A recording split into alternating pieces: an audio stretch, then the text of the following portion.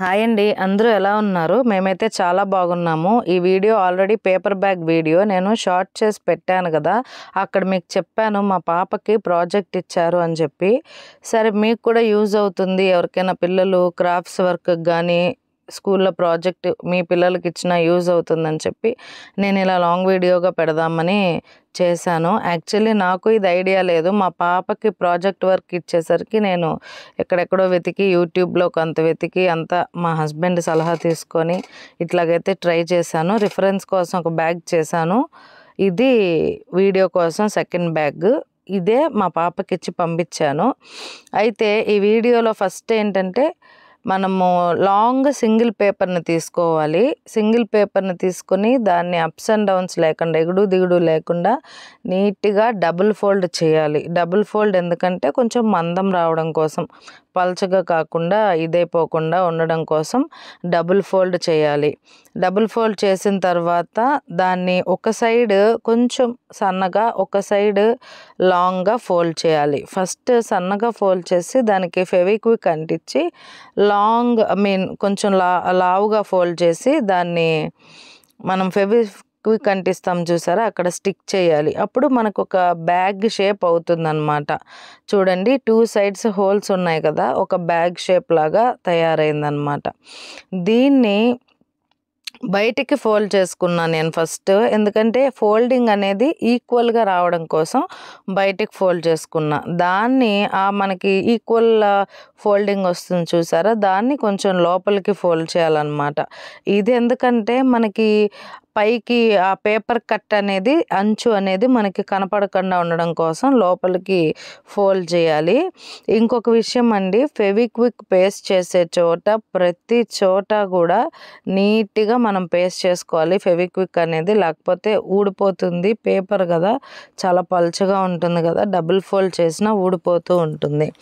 అయితే దీన్ని నాకు ఈక్వల్గా రావడం కోసం ఒకసారి బయటికి మడుచుకున్నా కదా, ఇది నా టెక్నిక్కే అండి. బయటకు మడుచుకున్నది మటుకు నా టెక్నిక్కే ఈక్వలెన్స్ కోసం.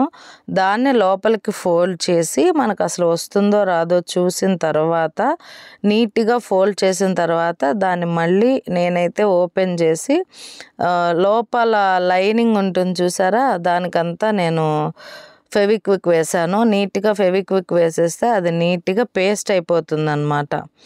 అయితే మా పాపకు వచ్చి ఎవ్రీ ఫ్రైడే మనకి ఒక ప్రాజెక్ట్, ఒక హోంవర్క్ ఇస్తారు. హోంవర్క్ అనేది లైన్స్ నీట్గా డ్రా చేయడం, కలరింగ్ చేయడం అట్లా ఈజీగానే ఉంటుంది. Project work parents compulsory help చేయాలి. ఫస్ట్ నేను చేసినప్పుడు కూడా ఫస్ట్ బ్యాగ్ ఎప్పుడైతే చేశానో అప్పుడు మా పాపను కూర్చోబెట్టుకుని చేశాను. ఇప్పుడు నేను మీ అందరికీ కూడా నీట్గా చూపిద్దామని కూర్చోబెట్టుకోలేదన్నమాట.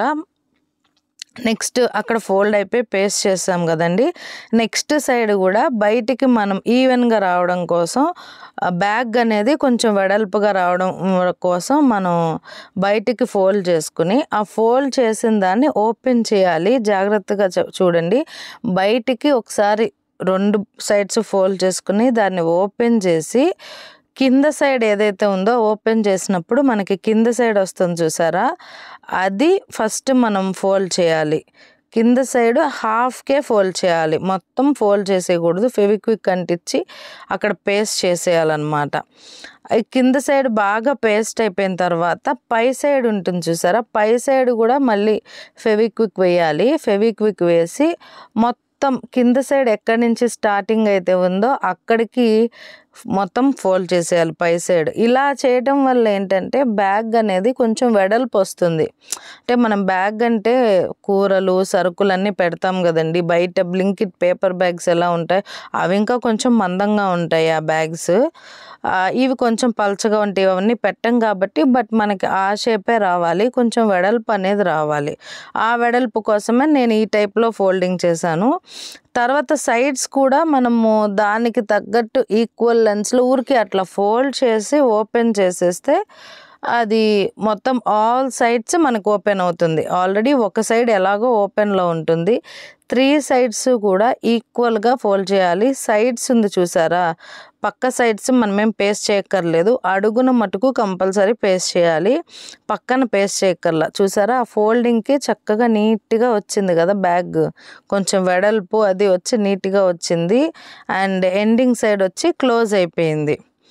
పక్క సైడ్స్ మనమేం పేస్ట్ చేయాల్సిన పని లేదు. సో, నీట్‌గా రెడీ అయిపోయింది బ్యాగ్.